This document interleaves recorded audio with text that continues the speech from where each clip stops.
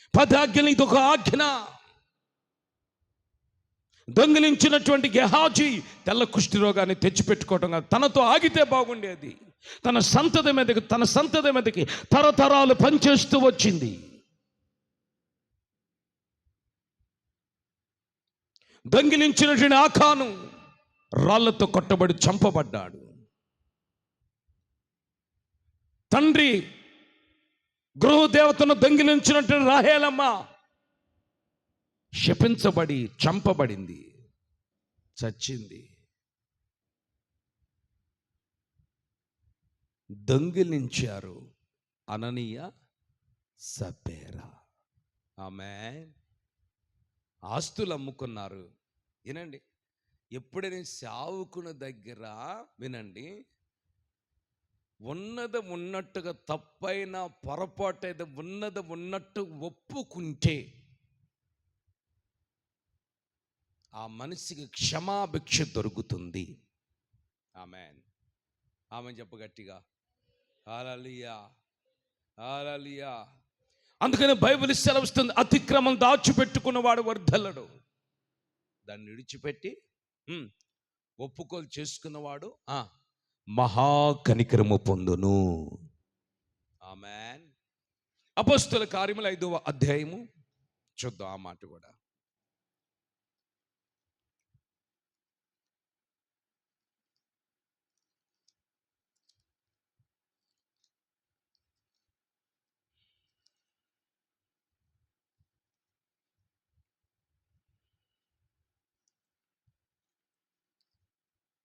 ఐదో అధ్యాయం మొదటి వచ్చిన చదవండి.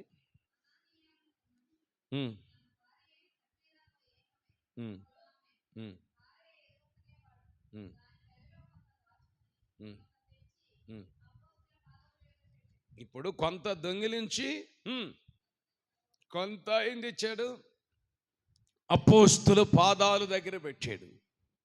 వినండి, ఆయన పొలమే అది. మీరు ఆలోచించండి, ఆయన పొలమే అది. ఎవరిది? అననీయ పొలమే. 3 ఎకరాల పొలం ఉంది, ఆయనకి భార్య ఉంది. అక్కడ ఒక అనౌన్స్మెంట్ జరుగుతుంది. ఏంటి? ప్రతి ఒక్కరు కూడా ఉన్న పొలాలు, స్థిరాస్తులు, చరాస్తులు, భూములు, విల్లు అన్నీ అమ్మి అపోస్తుల పాదాల దగ్గర తీసుకొచ్చి పెట్టినప్పుడు వాళ్ళు సేవ కొరకు ఆ ధనమంతా ఖర్చు పెడుతూ వచ్చారు. ఆమేన్. కలిగినది ఇది ఏది కూడా మా ద్వారా కలగదు, మా ప్రభు ద్వారా కలిగినవి అని దేవుని సేవకులు ఖర్చు పెడుతూ వచ్చారు. వాళ్ళ ఇది నా ఆస్తి అని చెప్పటం లేదు, ఇది మా ఆస్తి అని చెప్పటం. కలిగింది కూడా ఎవరి ద్వారా కలిగినవి అన్ని? ఆస్తులు కలిగిన, ఆరోగ్యము కలిగిన, కాపుదల కలిగిన, క్షేమాధారము కలిగిన, ఏమంటే ప్రశాంతత కలిగిన, జాబు కలిగిన, చేతి పని కలిగి ఉన్నా, రూపాయి కలిగి ఉన్నా, కోట్ల రూపాయలు కలిగి ఉన్నా, ఇది ఎవరివి? కలిగినవని యేసుక్రీస్తు ద్వారా మనకు కలిగిని, మన ద్వారా మనకు కలగలేదు. ఆమేన్. చరాస్తులు తీసుకొని వచ్చి వాళ్ళందరూ అమ్మేసి, భూములన్నీ అమ్మేసేసి అపోస్తుల పాదాల దగ్గర పెడితే అననీయ సప్పేరా కూడా ఉన్నారండి. వీళ్ళకి కొంత భూమి ఉందండి, ఆ భూమిని అమ్మి ఏం చేశారండి? కొంత దాచుకొని దొంగిలించి కొంత అపోస్తుల పాదాల దగ్గర పెట్టారు. ఆమేన్. గట్టిగా చెప్పండి, పెద్దగా చెప్పండి, హల్లెలూయా. ఇప్పుడు మనం అనుకుంటాం, దొంగతనం చేసినోడు ఏమనుకుంటాడు? వినండి, పక్కన వాళ్ళకి ఏం తెలియదు అనుకుంటాడు. దొంగతనం చేసినోడు పోలీస్ స్టేషన్ తీసుకెళ్ళి 4 దెబ్బలుగానే ఇస్తే, దెబ్బలు పడుతుంటే ఏం చేస్తాడు? లాఠీ దెబ్బలేస్తుంటే ఏం ఉన్నది మొత్తం గొక్కుతాడు, బాని గొక్కుతాడు. వాస్తవాలు చెబుతాడు. అప్పుడు దాకా నాకు తెలియలేదు, నేను దొంగతనం చేయలేదు, నేను కొట్టలేదు, నేను తిట్టలేదు అంటాడు. ఓహో అని లోపల తీసుకెళ్ళి ఈయనకు చేతులకు కాళ్ళకి వేసేసేసి తాళ్ళు 4 కోటింగ్లు ఇచ్చాడంటే ఉన్నది మొత్తం చెప్పేస్తాడు. అవునా కాదండి? చెప్పండి. ఇప్పుడు సగం దొంగిలించుకోవాల్సిన అవసరం ఏంది? సగం అపోస్తుల పాదాల దగ్గర తీసుకొని రావాల్సిన అవసరం ఏంది? మొత్తం తీసుకొని వచ్చి అపోస్తుల పాదాల దగ్గర పెట్టి, అయ్యా నాకు ఈ అవసరం ఉందయ్యా, నాకు ఇది కావాలయ్యా, మరి నాకు అక్కరగా ఉందని చెప్తే అపోస్తులను ఏమండి సరేనా అన్నీ ఒప్పుకుంటారు కదండి. మధ్యలో ఏం చేశాడు? దొంగిలించి సగం అపోస్తుల పాదాల దగ్గర తీసుకొచ్చి పెట్టి వాళ్ళప్పుడు అక్కడ అడుగుతున్నాడు. అక్కడ సేవకులు అడుగుతున్నారు. ఏమని అడిగారు? నువ్వు అమ్మింది నువ్వు ఇంతకేనా? చదువు. ఆ, ఆ, పేరు కూడా అననీయా, నీ భూమి అమ్మింది అంతకేనా?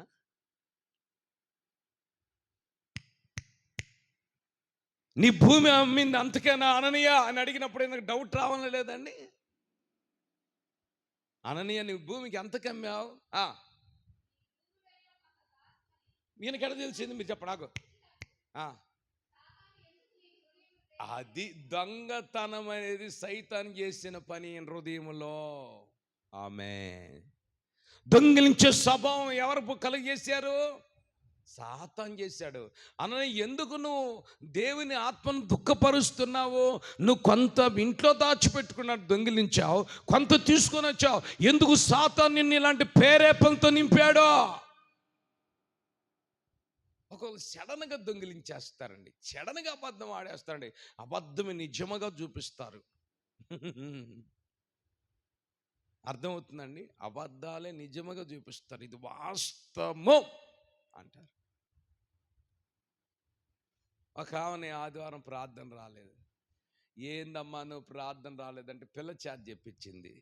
ఏమని చెప్పించింది? ఈ మనిషి ఇంట్లో కూర్చొని శుభ్రంగా టీవీ చూసి ఆ బిర్యానీ వండుకొని కులాసగా అలాసగా ఆడుతూ పాడుతూ అన్నట్లుగా కులాసగా ఉంది. ఇక ఫోన్ చేసి అడిగా, ఏమా ప్రార్థన రాలేదు తల్లి ఆదివారం అంటే, కూతురు చేత చెప్పింది, బుడ్డపిల్ల చేత జ్వరం వచ్చింది, బాగా జ్వరం ఎక్కువైపోయింది, జ్వరంతో తట్టుకోలేకపోతున్నాను, జ్వరం ఎక్కువైపోయింది, బాగా జ్వరం తట్టుకోలేకపోతున్నాను కూతురు చేత చెప్పిస్తే నెక్స్ట్ వారం కల్లా ఒక 103 డిగ్రీల జ్వరం వచ్చేసింది. ఆదివారం కల్లా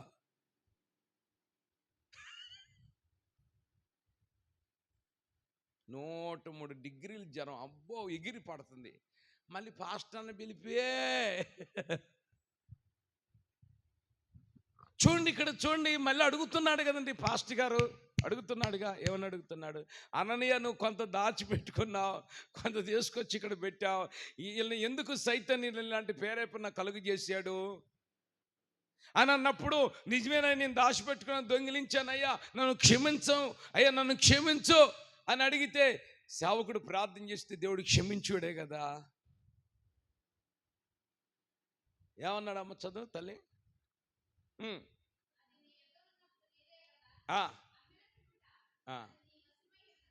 అప్పుడు అమ్ముకున్నాడు. అదంతా ఎవరిది? ఆయనదే కదండి. చెప్పండి, అదంతా ఎవరిది?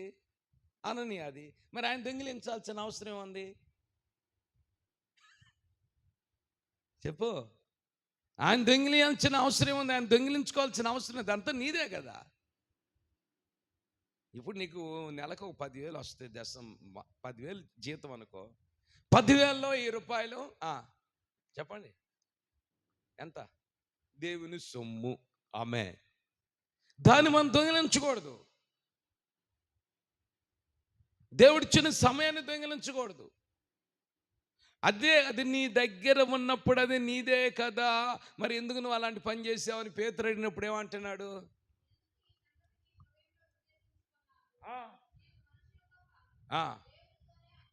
వామ్మో, నీ ఎవరితో అబద్ధం ఆడావు? చెప్పండి. మనుషులతో కాదు, నువ్వు దేవునితోనే అబద్ధం ఆడావు. వినండి, ఇక్కడ మనం సబ్జెక్ట్ ఏంటంటే దొంగిలించే స్వభావం. దేవునితోనే నువ్వు అబద్ధం ఆడుతున్నావు. తీసుకెళ్ళరుగో యవనస్తున్నారు, ఈయన తీసుకెళ్ళి పాతి పెట్టండి అని అన్నాడు లేదండి? అన్నాడు లేదండి? ఇగో ఈయన తీసుకెళ్ళి అక్కడేముంది, ఈయన తీసుకెళ్ళి అన్యాన్ని తీసుకెళ్ళి ఉమ్. వామ్మో ఇదేంద్రా, ఈ మాటలు నుంచి ఏమైపోయాడు ఆయన? ప్రాణం విడిచిపెట్టేసాడు, ప్రాణం పోగొట్టుకున్నాడు. కలకాలం బ్రతకాల్సినటువంటి అన్నని ఏమైపోయాడు? కలకాలం బ్రతకాల్సిన అన్న ఏమైపోయాడండి? ప్రాణాన్ని పోగొట్టుకున్నాడు. చూడండి, ఇది ఒక ఆశ్చర్యం. వాడెవడో వినండి, అర్ధరాత్రి అంటే కరెక్ట్గా 1:30కి ఒక పిల్లగాడు ఫోన్ చేశాడు. పిల్లోడు ఎక్కడి నుంచి ఫోన్ చేశాడు తెలుసండి? చుండూరు నుంచి ఫోన్ చేసాడు వాడు. పిల్లవాడే, వినాలి మీరు బాగా, పిల్లవాడే చుండూరు నుంచి ఫోన్ చేశాడు. వాడు గురుకుల పాఠశాల చదువుకున్నాడు, 10th క్లాస్ అంటాడు. వాడు ఫోన్ చేశాడు, వినండి ఏమని ఫోన్ చేశాడు? అర్ధరాత్రి 1:30కి పాస్టర్ గారు అన్నాడు. నాకు భయం వచ్చేసింది. ఏంటి ఇలా అంటున్నాడు? ఎవ్వడవయ్యా నువ్వు, ఏందంటే అన్న చెప్తాను, చుండూరు గురుకుల పాఠశాల చదువుకుంటున్నాను అన్నాడు. సరేనన్న, ఏంటన్నా? పాస్టర్ గారు నా సెల్ ఫోను పక్కనోడు దొంగిలించేసేసాడు అన్నాడు. నేను అన్నాను, అరే నీ సెల్ ఫోను పక్కనోడు దొంగిలించాడంటే నీ సెల్ ఫోన్ అప్పుడు దాకా నువ్వు 12 గంటల దాకా నీ సెల్ ఫోన్ నీ దగ్గర పెట్టుకున్నాక అప్పుడు దాకా నువ్వేం చేసావరన్నా? అప్పుడు దాకా ఏం చేశాను? సినిమాలు చూశాను అన్నాడు. దొంగిలించాడు సైతాన్, ఇంకేముంది అన్నాక. వాడంటాడు అలే, వాడంటాడు సెల్ ఫోన్ వచ్చితే మళ్ళీ ప్రార్థన చేయి. ఏమన్నాడండి? సెల్ ఫోన్ వచ్చేటట్టు మళ్ళీ ప్రార్థన చేయి. ఏమని నేను ప్రార్థన చేయాలి? ప్రభువా, ఈడు గురుకుల క్లాస్లో 10th క్లాస్ చదువుతున్నాడు యేసయ్యా, ఈడు మళ్ళీ సెల్ ఫోన్ దొంగిలించినోడు మళ్ళీ సెల్ ఫోన్ చేతిలో పెట్టగానే ఈడు రోజు 1 గంట దాకా సినిమాలు చూస్తాడయ్యా, అందుకని సెల్ ఫోన్ మళ్ళీ తీసుకొచ్చి ఈడు ఒళ్ళో పెట్టు అని ప్రార్థన చేయాలి. నేను ఈ మధ్య ఒక ఫోన్ చేసింది, అన్నా మా ఆయనకి పంది మాసం కళ్ళకు వస్తుంది అంది. ఇదేందిరా బాబు, ఇదొక సబ్జెక్టు. ఈ కళ్ళకు వస్తుందంట, ఏం చేయమంటావు అన్న? ప్రార్థన చేయండి. ఎందుకన్నా? ఏం ప్రార్థన చేయమని అంటే, పంది మాసం రాకుండా. చూడండి, కొన్ని ప్రార్థనలు చిత్రంగా ఉంటాయి, మీకు అర్థం కాని ప్రార్థనలు. ఆ ప్రార్థనలన్నీ మా దగ్గరికి వస్తూ ఉంటాయి.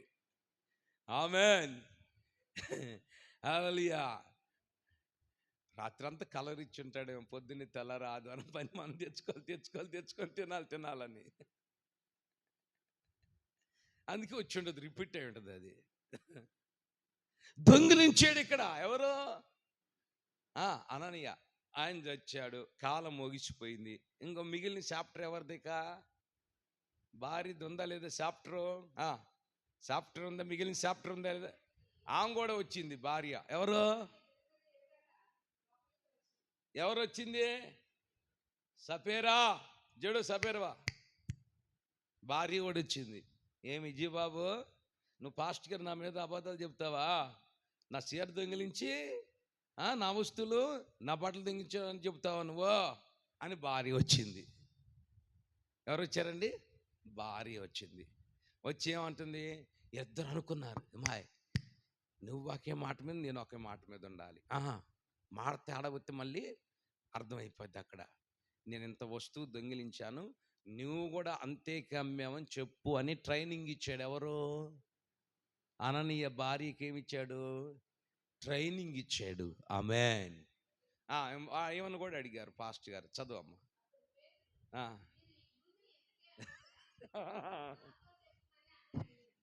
దేవునికి స్తోత్రం. ఊరి ఏం కూడా సేమ్ అదే డీటెయిల్ దించిందండి. ఎంతకి అమ్మాము? సగం దొంగిలించుకున్నారు, సగం దాచిపెట్టుకున్నారు, ఎంతకి అమ్మామన్నారు. ఏమైనా కూడా తీసుకెళ్ళి మోసుకొని వెళ్ళి యవనస్తులు రెడీగా ఉన్నారు సమాధులు చేయటానికి. చచ్చిన వాళ్ళు మోసుకెళ్ళి సమాధులు పెట్టడానికి యవనస్తులు రెడీగా ఉన్నారు. టింగ్ టింగ్ టింగ్ టింగ్ అని రెడీగా ఉన్నారు వీళ్ళు. వీళ్ళకి ఇదే జాబుక. ఏమైనా కూడా తీసుకెళ్ళమని అన్నారు.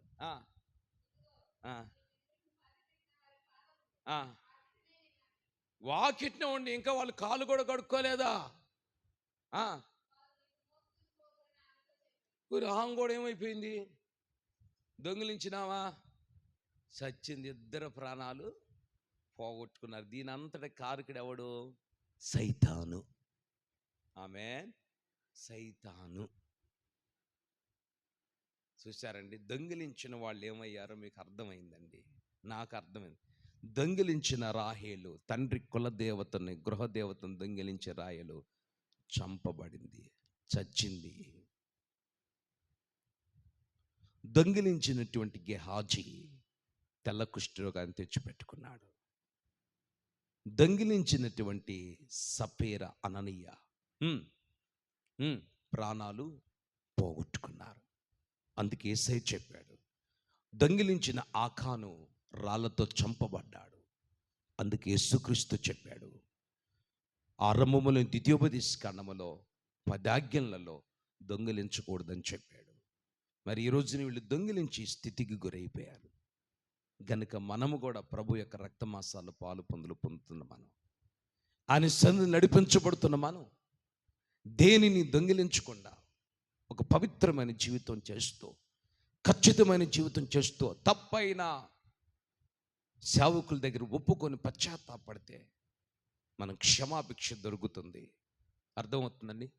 ఒప్పుకోకుండా దాన్ని కొంత మరుగు చేసుకొని, కొంత దానికి ఇంకా కొమ్ములు విచ్చి దానిని పెంచి పాలిచ్చి పెంచి పెద్ద చేస్తున్నట్లుగా ఆ పాపాన్ని పాలిచ్చి మనం పెంచి పెద్ద చేస్తే ఇంకా మన ఆత్మీయ స్థితిలో మనం దెబ్బతింటాం. దేవుని ఆశీర్వాదాన్ని మనం కోల్పోతాం. దేవుని రాజ్యానికి మనం వెళ్ళలేము. ఎందుకంటే దొంగిలించువారు పరలోక రాజ్యములో ఉండరు. ఆమేన్. హల్లెలూయా. అబద్ధములాడువారు పరలోక రాజ్యములో ఉండరు. చదవని ఆ మాట కూడా, పరలోక రాజ్యంలో ఎవరుంటారో చూపిస్తాను నేను మీకు. ఆ మాట చెప్పి ముగిస్తాను.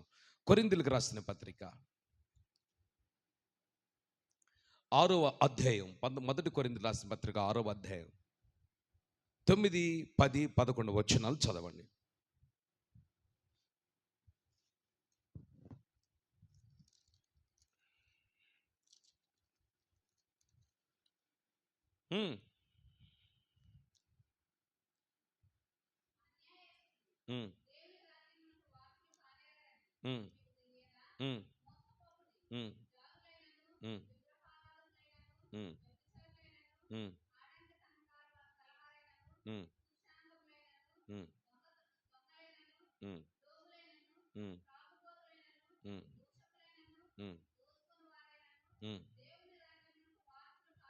అది ఈ గుణాలు ఉన్నవాళ్ళు దేవుని రాజ్యానికి వారసులు కానేరరు. ఈ గుణాలు ఉన్నవాళ్ళు దేవుని రాజ్యానికి వారసులు కారు. అన్యాయస్తులు వారసులు కారు. రెండోది, జారులైనను వీళ్ళు వారసులు కారు. విగ్రహార్థికులైన వారసులు కారు. వ్యభిచారులైన వారసులు కారు. ఆడంగితనము కలిగిన వారు వారసులు కారు. పురుష సంయోగులైనను వారు వారసులు కారు. దొంగలైనను, లోబులైనను, త్రాగుబోతులైన, దోషకులైనను, దోచుకున్న వారైనను దేవుని రాజ్యమునకు వారసులు కారు. ఆమేన్. హల్లెలూయా చెప్దాం గట్టిగా. మరి దేవుని రాజ్యానికి మనం వారసులం కావాలంటే మనలో ఉండకూడదు. గనుక దొంగిలించే ఆజ్ఞలలో మనము ఉండకూడదు, దొంగిలించకూడదు. దేనిని మనం దొంగిలించకూడదు.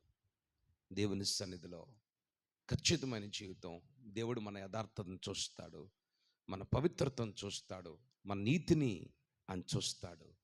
గనుక రక్షణ పొందిన మనం ఇకనైనా మార్పు చెంది పశ్చాత్తాపంతో కన్నీళ్లతో ప్రార్థన చేసుకొని ఒక క్రమశిక్షణ కలిగి, దైవ భక్తి కలిగి, దైవ ఆసక్తి కలిగి దేవునిని మనం మహింపరిచే వారిగా ఉందాము.